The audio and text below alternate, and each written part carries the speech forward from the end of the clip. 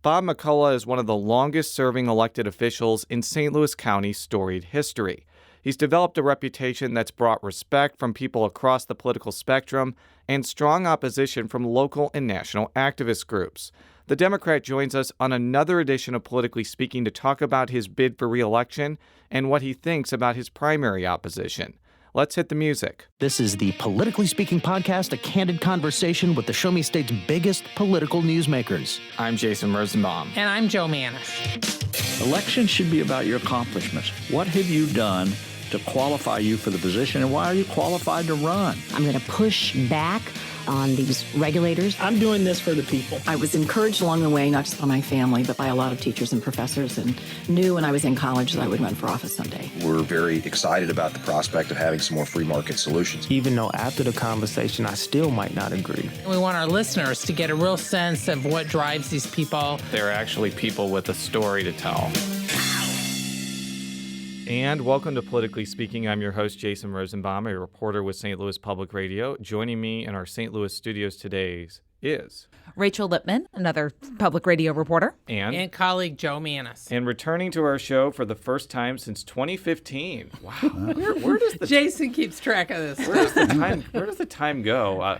He's running for re-election as St. Louis County Prosecutor. Our guest is Bob McCulloch. Welcome back to the show. Well, thanks. Thanks for having me back. Should do it more often. We should every 3 years. And I mean this right before we're going to pepper you with hostile questions. Your 2015 appearance was, I think, one of the best Politically Speakings we've ever done. Yeah, and it actually got a huge listenership. Because you provided a lot of details and context behind the Darren Wilson-Michael Brown decision, which I highly recommend that people listen to, because we're not going to relitigate that case today. We want to talk about why you're running for re-election and sort of the politics surrounding it. So some of the new controversies. There's been a few since There's always controversies. No, well, really? I haven't heard any. I haven't heard any. So there's never controversies in politics. I'll start off with a pretty basic question. Why did you decide to run for re-election? I think that there was kind of an unknown. You've been in office since 1991. You could have retired and made a lot more money in the private sector, and also provided St. Louis County with the inevitable Jake Zimmerman-Scott Sifton mega feud.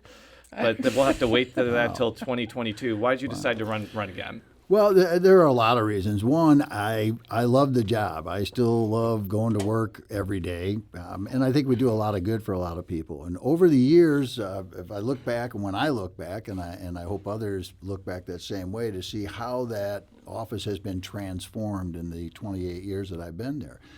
A lot of that dealing with other programs that we've started, enhanced, done a lot of things over the years.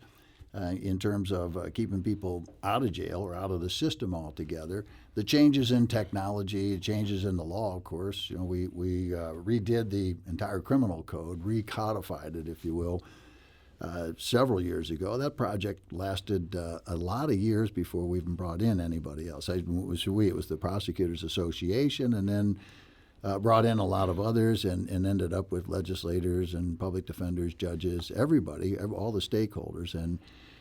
And then it sat for 2 years before it became effective, so that you kind of see how things work. So there are a lot of moving parts, and still a lot of moving parts. The changes in technology that we have, and of course we still have crime. And the prosecutor's primary function is to, especially on violent crime, target violent criminals and get them out of the neighborhoods and keep our streets safe. Part of it is that I've assembled, I think, an incredible staff over the years, and part of it made it a possibility to make this a career. You can make more money in private practice. Anybody can. And if you're cut out to be a prosecutor now, at least in St. Louis County, you can make a career out of it. You can stay there for a long time, and that's what I hope a lot of people will do, and a lot of people have. So there's a lot going on still that we want to get accomplished. Give me an example of some of those new programs that you've used that you think really have been transformative in a way, and are those ones you would continue if you get an eighth term? Sure. Well, I would start with this, and I also, and I'd leave this out a lot, and I don't know why, not intentionally, but I started out as an assistant prosecuting attorney, and I was an assistant for a little over 7 years. And now, this was in the 80s? Well, Ended in the 80s. Okay. Started in the 70s. Okay. I started in 1978.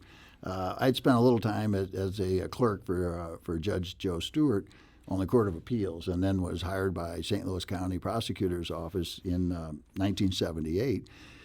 And I left in 1985 for the reason, and that was one of the reasons coming back, I wanted to make it a place where you could stay. You just couldn't afford to be a career prosecutor. That is what I wanted to do. And I tried an awful lot of cases then, well over 75 then, and since then, going back as the elected prosecutor, I've tried a number of cases. So we're somewhere around 100 felony jury trials. And I think that experience did a lot of things. Number one, the time that I was there as an assistant prosecutor, we could see different things that we would all like to do. I'll fast forward just a little bit there. When I left in 1985, Buzz Westfall, who was our prosecutor at the time, in 1990 decided to run for county executive. And that was an opportunity then. I thought, well, I may be able to get back into prosecution. It always bothered me that I wasn't there. Not that I didn't enjoy the people I worked with, but so I ran, as did a whole lot of other people. And by the time we got down to the actual election in 1990, there were 4 people running. All 4 of us had been assistant prosecutors in the office. 3 of us had been there at the same time. Over the same time. Yeah, I remember that frame. contest Sure. very well. And then, and we all had, in fact, my opponent in the general election, eventually, I won the primary. My opponent in the general election, Ray and Grender. I had been, no, that was Tom Meehan then. Tom Meehan then. Oh, that's right. And That's Tom right. and Grender was later. Yeah, Yes. Tom and I had been roommates in the prosecutor's office during our time as assistants. So we all knew the job very well, and we all had ideas as to how we wanted to reshape the office, things that we wanted to do. And one of mine was, which I did pretty much as soon as we got there, was bring the victim advocates inside the prosecutor's office. So established a victim service unit within the office, and we brought in people we had been working with who were an outside agency. It was actually the National Council of Jewish Women. Worked with them to make that transfer into the prosecutor's office, and have expanded that ever since. In the most recent expansion, we added a new, I guess I'll call him an employee, Levi, our new support dog. Duo trained this dog for 2 years, and I'm sold on it now. I saw him. Work is probably not a good description, but he sat with one of our child sex abuse victims, and you could just see this kid just relax and open up after having done a 3-hour deposition on some of the most horrifying things that you can imagine. So it's those sort of things that we just kind of keep expanding as we go. We've expanded over the years, increased the services that are available. I started along with a couple of judges, the drug court almost 20 years ago, which has been very successful. We've treated successfully an awful lot of people. If you check with OSCA, you'll see that ours has been one of the most, if not the most successful drug courts in the state of Missouri. And how many are in the drug courts on a given year? Your opponent mentioned some statistics, and I want to make sure that we clarify what the actual number is. Well, I'm glad, because I was getting to that. I've heard those numbers, and they jump all over, and they're kind of magical numbers that he talks about. At any given time, there's somewhere around 75 to 80 or so active participants in drug court. And there's no set number of that, but we keep it around that number in order to be able to effectively provide services to all 75 or 80 or however many happen to be there at that particular time, because it is incredibly expensive for each one. And if you spread it out too far, we could double it tomorrow. That would be easy. But then each one of them would get half of what they're getting now, which is not effective, and we're doing nobody any good at all. So, and it's a constant struggle for funding for that. So the drug court team gets together, and obviously it starts in the prosecutor's office because that's where the cases come in, and we will screen cases and send them to the drug court team with a recommendation. Judges may send other cases over.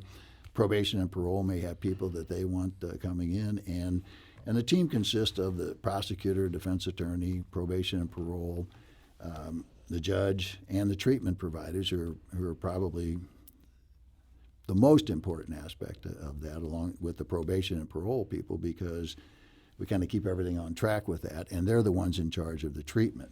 Obviously, prosecutors aren't going to be treating people for a drug addiction.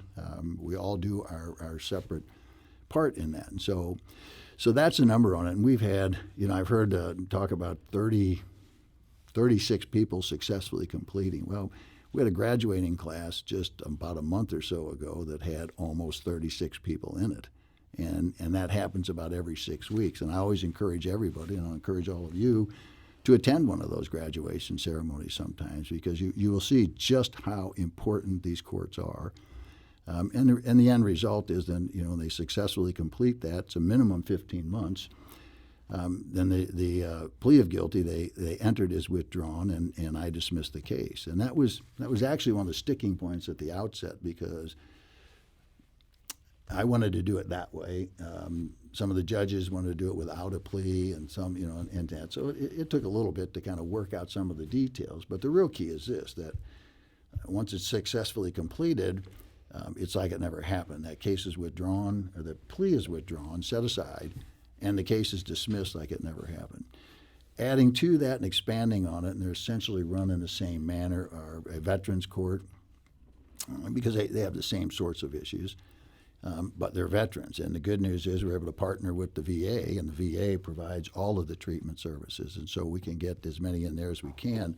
One of the smartest things that somebody did, I don't know who it was, but they deserve a lot of credit, is that they suggested that we have mentors come in. There isn't anybody who can understand what a combat veteran has gone through fully unless they're a combat veteran, and that works wonders, because these fellows will open up, with someone who understands fully what they're talking about, and that has been also a very successful program.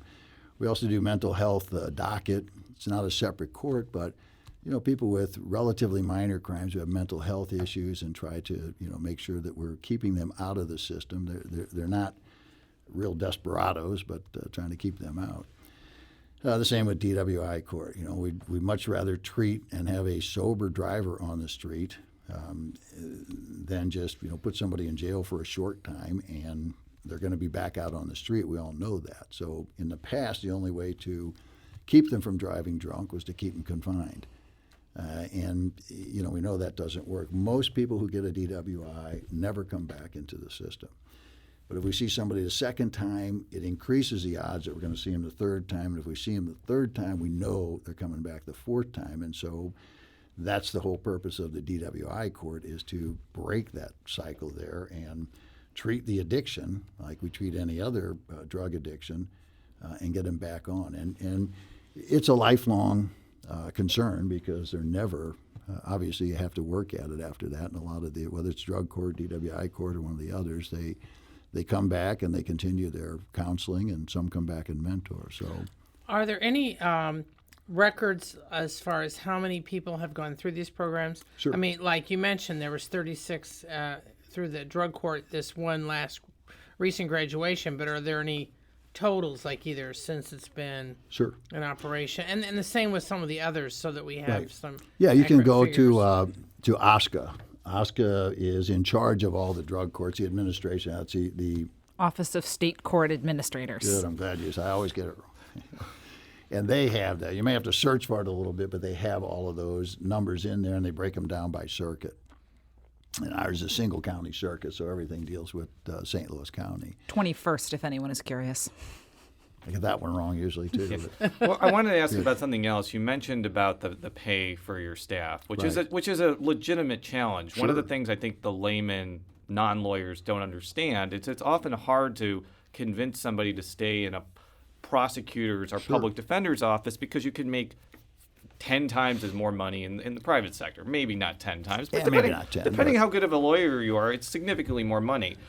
Sure. How much did Prop P affect your ability to pay your staff more? And because that's actually gotten some criticism from the county council, but I could also see it being a recruitment tool to get lawyers to not only join your office, but to stay for a while. Well, and there's no question that is what occurred, because not just the lawyers, and I wish it could have been expanded to the entire county, all the county employees, but Prop P was designed to enhance public safety by providing funds for a variety of things, not the least of which were salary for additional bodies and to adequately compensate the people who are already there, whether they're police officers or prosecutors.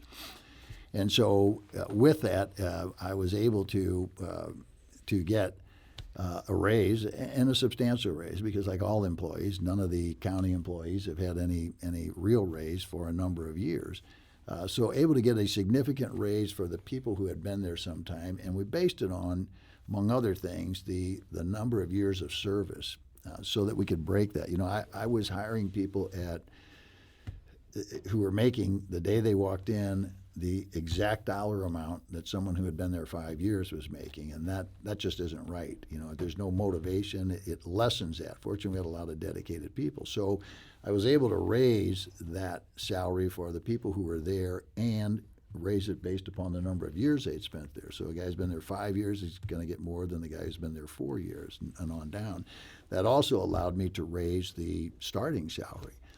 So, I was able to raise the starting salary for an assistant prosecutor to $60,000. Now, that's a lot. That was a huge increase. We were paying under $50,000 for that, and there's room to advance on that. People have been there a while. So we have about 63, I'd say, prosecutors right now. There's always a vacancy here and there, people that large. But if we were classified with law firms, we'd be, I'm sure, in the top 10 in size in law firms. Well, the big firms certainly still pay a lot more starting salary for that.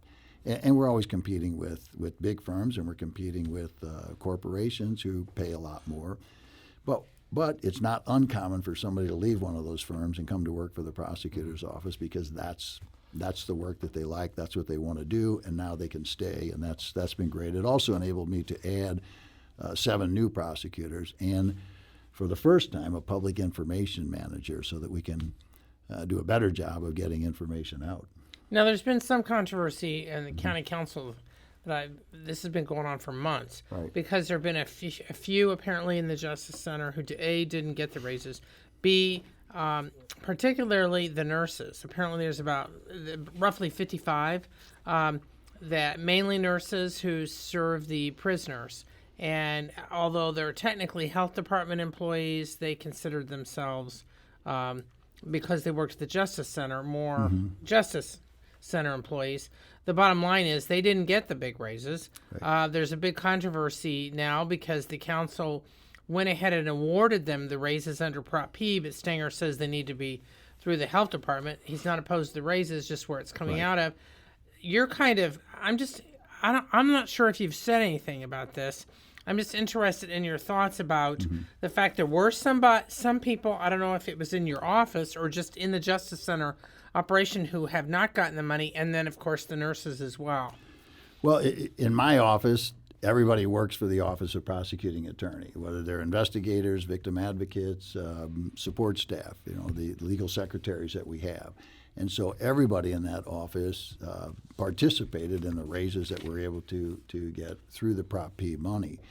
I found it not a convincing argument to say that, well, they're neither police nor are they prosecutors, therefore they're not public safety. Well, no office operates without the support staff, and so that was just kind of an argument that just didn't go anywhere with me. They are support staff with that. As I understand the argument with Justice Services is that nobody's quarreling about the raise; it's where it's coming from. So right. Does it it's come the from health Prop fund P or the health health fund. fund? So P, yes. that's just. So what are your thoughts? I mean, because Stenger's saying that he got pressure from the police not to pay the nurses out of Prop P. I mean. Yeah, I never. I said all of my employees work for the prosecuting attorney, and so I've kind of watched that in the paper and on the news, and I know that, and it does seem to me that a raise is a raise. If I'm the one getting a raise, what do I care where the funding is coming from? So I'm not sure what the argument is, and hopefully they'll work that out. I want to shift into the campaign dynamics a little bit. I was actually reading the paragraph for the last Politically Speaking that I would say before 2014, you were probably one of the most popular elected Democrats in the state. people like Claire McCaskill and Chris Koster actively sought out endorsements. I know you and McCaskill have been friends for a long time, so that probably wasn't a hard endorsement to get. After 2014 and the Michael Brown shooting, you became a national figure. Some people agreed with what happened. A lot of activist groups locally and nationally didn't. We talked a lot about that on the last show. How do you think that's affecting this bid for re-election? Because typically your bids for re-election have been pretty easy. This time it seems more competitive because some national groups may be getting involved because of the Darren Wilson decision. I'd like to hear your take on that. Well, I think part of it, I mean, and I don't think there's a maybe getting involved on it. You know, the ACLU has jumped in. The ACLU made an expenditure of nearly $50,000 in June. And the report they filed in the ethics committee with the ethics committee is that it was to oppose the reelection of Robert McCulloch. So and now I've heard they're running an ad on radio, at least the ACLU is. I think it's probably in violation of a lot of regulations, but they are supporting a candidate and opposing another candidate. And even though they say, well, we're not supporting or opposing, say what you want. I mean, it's pretty clear that they're absolutely opposing that. So that has some impact on it. And the narrative that is picked up, particularly in the last year or so, is that we want to be more progressive and do things that keep people out of the system.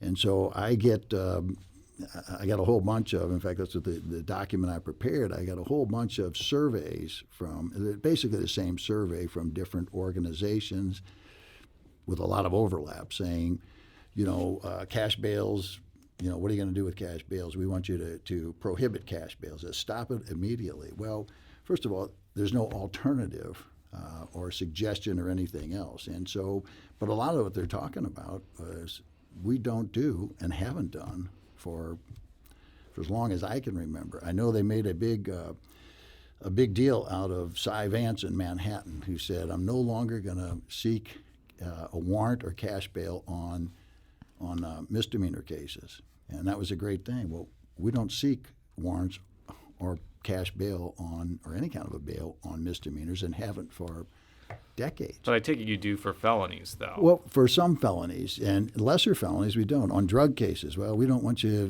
getting warrants on drug cases. We don't.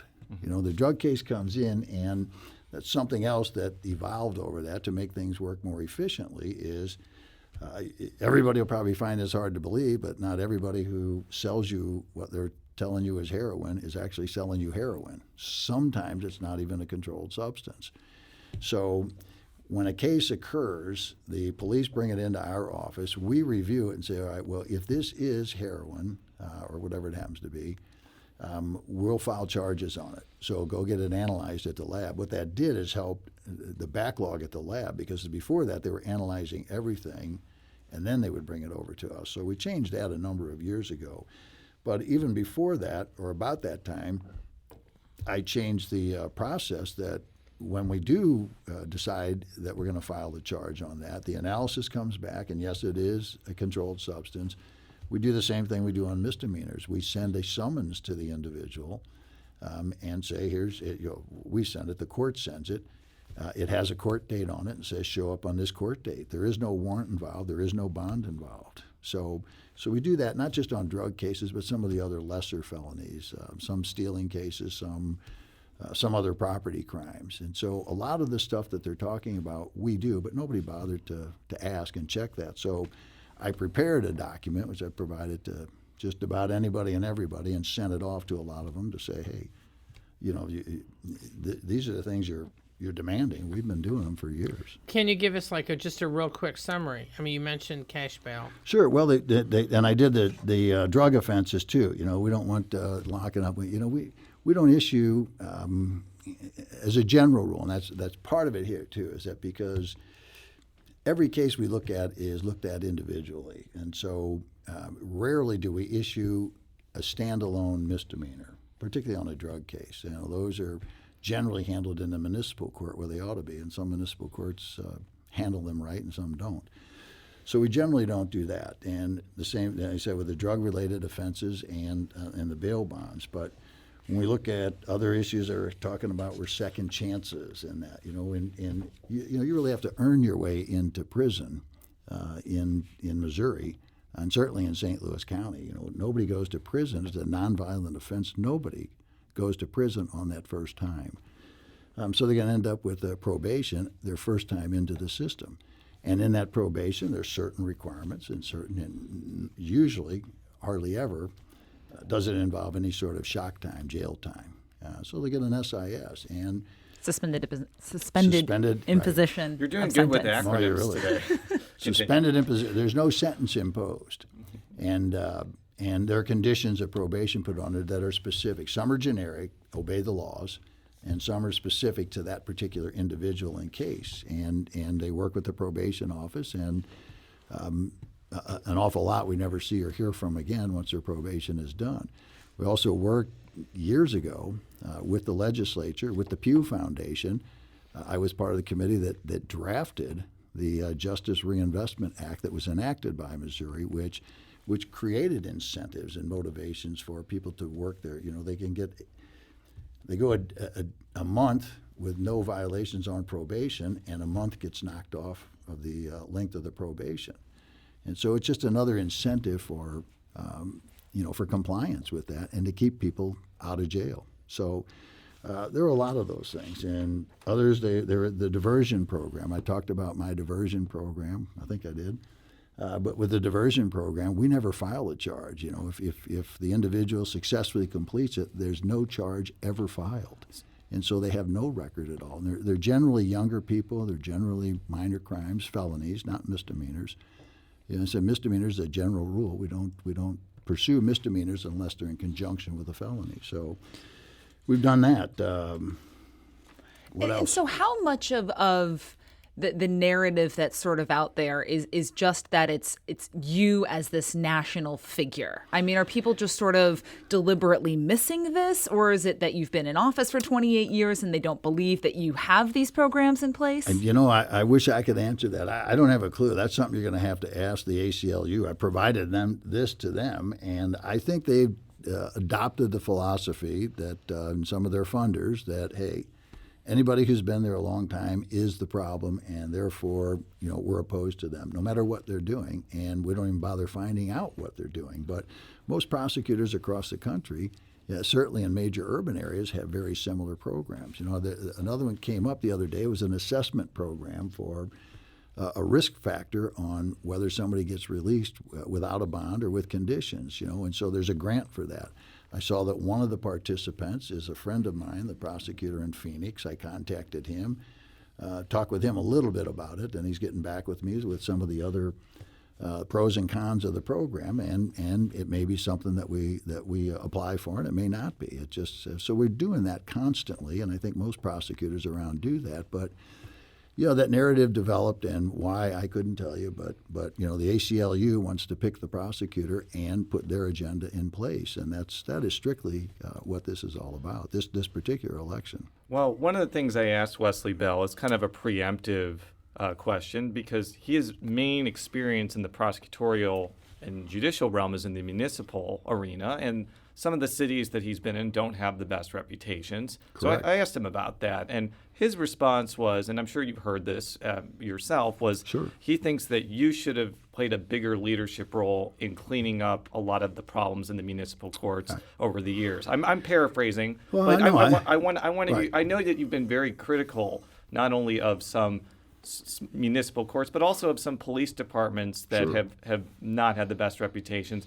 In addition to responding to that, I kind of want to get your vision about what you would do as prosecutor to make that situation better, because in my view, yes, some of the smaller cities in North St. Louis County clearly are problematic, but some of the larger ones in St. Louis County, municipal courts, I think also have some problems too. I'd like to hear your take on this. Well, I think if you take a look at it, first of all, and we'll talk about that. Velda City was a prime example, and Mr. Bell was the judge in Velda City in 2013, 14, and part of 15. And the reforms he talks about implementing were done because he was ordered to do them, in terms of recalling warrants, in terms of dismissing cases. He was the judge at a time when Velda City was one of the most predatory municipal courts that were up there, resulting in 3 different federal lawsuits. And the last one which was settled almost immediately, a young lady who was arrested on, some minor charge and held in jail and would have lost that had a group not intervened and filed a federal lawsuit, which resulted in the changes that Mr. Bell wants to take credit for now. And shortly after that, Valda City had a new judge. Not a whole lot different in Riverview, for example, where he was sort of a part-time prosecutor, but that's kind of the full extent. When you talk to him in any detail, you realize that he has absolutely no idea what goes on in the circuit courts or in the prosecutor's office, and that's very dangerous for public safety because.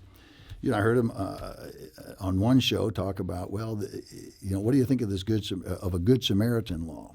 Well, I'd have to see the proposal and I'd have to do this, and maybe I could work for something like that. And somebody had no idea that Missouri enacted a Good Samaritan law a year and a half ago, and it's been in effect. And it's one that says just something we never did in the first place. I worked with the authors of that to craft a few of the things and put it on there to say, hey. If there's a drug overdose and you call the police or seek help for the person overdosing, you will not be charged with these relatively minor cases. You don't have to worry about that. You can't be charged or arrested. So no idea that existed, and that's a complete inexperience. He has zero experience as a prosecutor, and translating from municipal prosecutor or municipal judge into the circuit system it's not the equivalent. My new prosecutors all start off doing what a municipal prosecutor does, and that's handling traffic matters and relatively minor other offenses, but primarily traffic matters. And they graduate from that and move on. They are certainly not going to become supervisors in the office, certainly not going to become someday, but they're certainly not going to be put in positions of now you're a supervisor because you've done a traffic docket. So those are the problems. I think even the American points out, the St. Louis American points out, is that just, Mr. Bell's never reformed anything and was part of the problem in Valda City, certainly. So now they're not fond of me either, don't get me wrong. But I don't think they're huge fans of you, so but I at want the to same make that time, clear. They make it very clear that, this guy's got no experience and would be not good in there. They actually pat me on the back a little bit to say that, I'm far more progressive in the area of calling out municipal courts and municipal departments that have abused this. And, we've tried for years to get rid of some.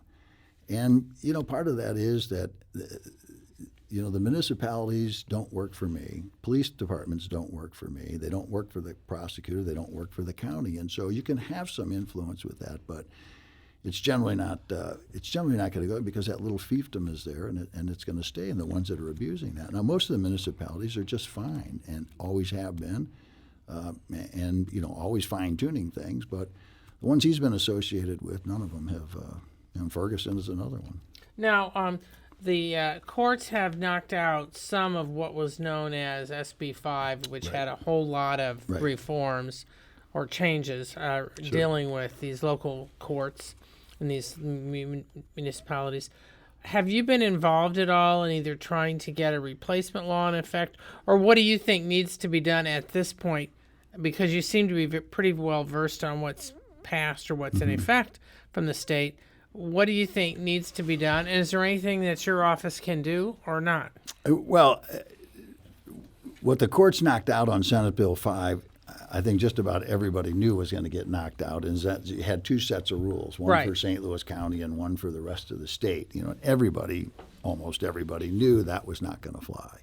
And that's primarily what got knocked out. But in some, and I heard a state rep on my way down here today talking about that, they need to back up a little bit on some of these things because now nobody shows up in court. There is no reason, and the police are not doing a lot of self-initiated activity. You mean what? People just aren't showing up because there's no penalties? Yeah, because there's no penalty, but there's nothing that you can do if you don't show up. You can't arrest them for what have been deemed minor traffic offenses. They can't be arrested. No one can be arrested, and that's a lot of different things, speeding under certain amounts, and that. I don't practice in the municipal court, so I can't tell you all that. Ours, even traffic matters, are state court violations, and we handle that. But I think there's a lot of work that has to be done, but that has to be done at the municipal level. And I think you have to look at the municipal officials that are there and see what they're doing, and if they're not doing it, then the legislature can do a lot with that. But in all candor, we all have our bailiwick, and while I've tried to influence over the years, as far back as I can remember, and have said publicly that some municipalities just shouldn't exist because they can't provide basic services. They need to do something about that because their people, their victims their people are being victimized more than they should be, and sometimes by the municipal government. So, how would you characterize your relationship with the General Assembly and the leaders, many of whom are Republicans? I work very well with the and even now with the General Assembly and with the leaders. And that I met with new Governor Parson. I've known him for a long time when he was a state senator, and then lieutenant governor, and now governor. And so, and he's a guy that you can work with, and he's got a great deal of experience, real world experience and real life experience, and others. That yes, there's a supermajority of reps and senators who are Republicans, but it gets to law enforcement and public safety. I think everybody thinks an awful lot alike. You want to protect the public, and it's a public safety issue, and so we work very well with the legislature. Before we get into the fun world of county politics, I want to ask a similar question to what I asked Wesley Bell. Sure. I don't think it's out of the realm of possibility that St. Louis City and St. Louis County merger talks could become more serious in the next 4 years. Mm-hmm. I'm interested to hear your philosophical thoughts about possibly bringing in the Circuit Attorney's Office to the St. Louis County's office if the St. Louis City joins as a municipality. I know that it's very vague and philosophical, but that it is. But I want to just hear your general thoughts of it, because when in this entire talk about merger, right, oftentimes, like even the Post-Dispatch is like, well, St. Louis City can keep the Circuit Attorney's Office. I'm interested to hear your take on this. I kind of look at and maybe it's the lawyer in me, but a merger means there are two separate entities and one of them disappears. And so the first things first, we have to figure out what we're talking about, because some people want the city boundaries to be contiguous with the county boundaries. Others are talking about the city being a municipality within the county. So it'd be number 89 right now. Yeah, right now I think it would be, yes. And so, and then there are others who say, well, let's do this and then work out the details. I think that is absolutely disastrous there. That is a frightening thought. So I think some of these details have to be worked out first, and that is one of them, because you look at it, if there is one county, then there's one county prosecutor. And so what happens to the circuit attorney? Does it disappear? Are they now all county employees? And what about the elected circuit attorney, whoever that happens to be, whenever this happens, if it ever happens, what happens to that position? So those are things that I think you have to work out. Let me give you another one that I think, and just in my bailiwick, my area of expertise is a jail. Mm-hmm. Maintaining a county jail is just what it sounds like, a county function. And so the city maintains a jail, which is a county function, because the city has city and county, or municipal and county functions. So what happens with that jail? The same as the prosecutor's office. Is that jail now part of the county judicial system, and where does the funding for that go? If the city became part of the county, it seems like it would be. Well, it seems like it would be to me too. And so does the mayor just say, here, Mr. Executive, here are the keys to the jail, or whatever we use these days, and good luck? Or, yeah, those are the things that have to be worked out. You have to sit down and talk about it. And, I've talked to you, I told Better Together before, I wasn't crazy about their idea of let's do it and be done with it and then work it out. But I'm more than happy, and always have been, to sit down and talk out some of the details on this. And there are a lot of things that we need to talk out. So your race is kind of going on amidst this very expensive county executives primary between incumbent Steve Stenger and Mark Mantovani. I don't know how much has been spent, but probably close to $30 quadrillion dollars at this point. Millions I'm being spent. facetious. So I would say that there are two reasons Stenger is in office. The one is Charlie Dooley. His last term was a disaster, and I think that he is responsible for losing his election. So I want to make that clear before I make my second point. I think that your endorsement of Stenger was very helpful for Stenger winning that primary and winning that election. And you appeared in some TV ads with him. And like it or not, you two are kind of connected politically because of that.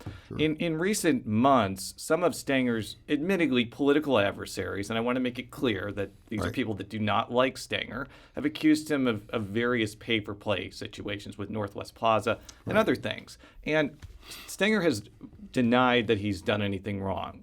But it has brought up this question that I wanted to ask you. How can you effectively look into any allegations against a county executive that you basically ran with as a ticket without having to pine it off to some other prosecutor? I don't know if anyone has asked you to do that yet, but it seems like that's an obvious conflict. And if there is a situation that really does have some evidence to it, it seems like you're not really in a great position to look into it because of your political relationship with Stenger. So I'd like to hear your response to that. Well, let me do their first question first. That the first part about whether there'd be a conflict or not, and I think, and I've never hesitated in any situation in which there is a conflict to do exactly that.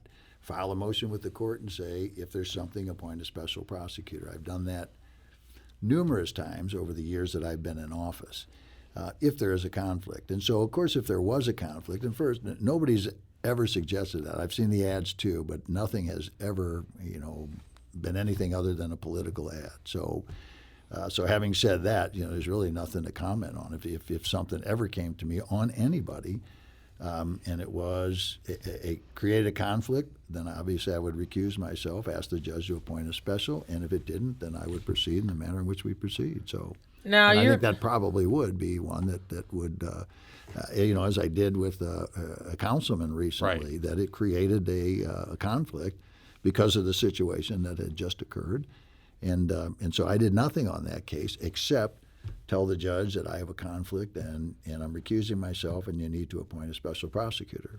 So. Well, you're often at the county council meetings in the audience. I haven't been I was there for 5 months. Well, I guess. Not for. It's more than a lot of people, though. 20 years before that. Okay. No, but I get, my point is within the last year. Right. I mean, because I've often been able to run over in the audience and grab you on something out in the hall and say, such and such, I need your comment on this. Do you have any granted, you're not Stenger's advisor, but, you do watch kind of what's going on. Do you have any general assessment you want to say about why it seems to be so acrimonious, even though in many cases, these are fellow Democrats who are jumping on Stenger? Sure. I don't know. I gave up trying to explain people and their motivations many years ago. I have no idea. And obviously there is some friction there. But the origin of it, the reason for it, some, no question, are political reasons for it. Others may be personal, but it's not good, and it's not good for the county. And unfortunately, but when you have politicians, elected officials, sometimes it devolves into personal issues or political reasons, but other than that, I have no explanation. I mean, one of the issues was your pension. I mean, without replaying it all, I think we need to at least mention it. Well, I mean, they had voted to make changes that would have increased the pension for whoever held this office. Correct. This time. Then they backtracked. And the key point is that in some ways, that controversy over your pension was the kickoff of what's now been a fight in the General Assembly in the County Council, almost every issue. Well, I would slightly disagree with that. I think the kickoff was when Mike O'Mara lost re-election, when Ernie Trachis won. That was pretty much the kickoff to what we saw now. But go ahead. Continue. Well, and I think it did. I think that was the acrimony was building long before the pen. I think I simply, in that case, got caught in the crossfire. The fuse? It was, Okay. Yeah, it was an opportunity for a councilman or two to take a run at Stenger, and they jumped on it, and I'm just caught in the crossfire on it because the ones who were complaining the most signed off on it, agreed to it, passed it just a year before. And so with no objection, with no problems at all. And, it took them 5 months to figure out how to undo what they did, and they finally figured it out. But what was the impetus, do you think? I mean, what was the impetus for changing your pension to begin with?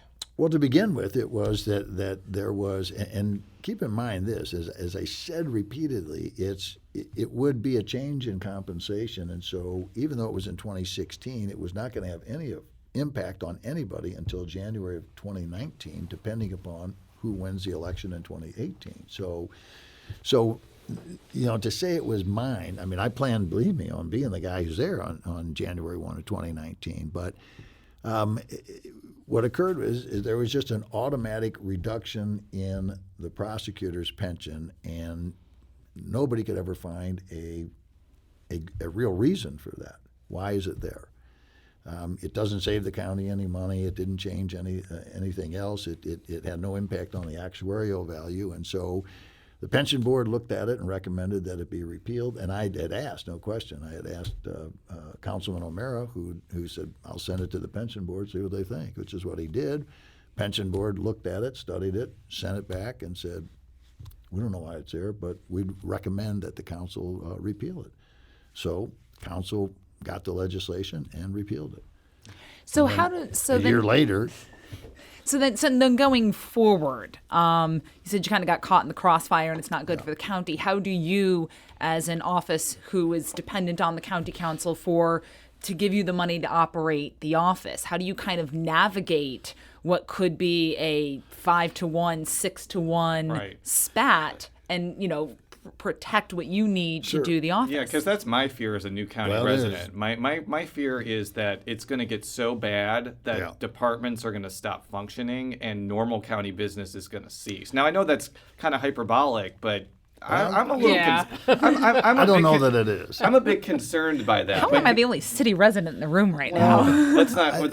There is a concern. I mean, if you look at what the council did last year, which is the real reason why I recused myself when Ernie Trachis. Trachis' issues came up, is because they had just cut my budget by 13%, and at the same time increased their own budget by a lot more than 13%, and that's became issues for other people. But so, it is a concern with that. And at the same time they cut it, they said, well, look, if that money's not there, then just come back and we'll do a subsequent appropriation. My office is all about public safety, and I will go to the mat on anything that anybody does that impacts negatively public safety.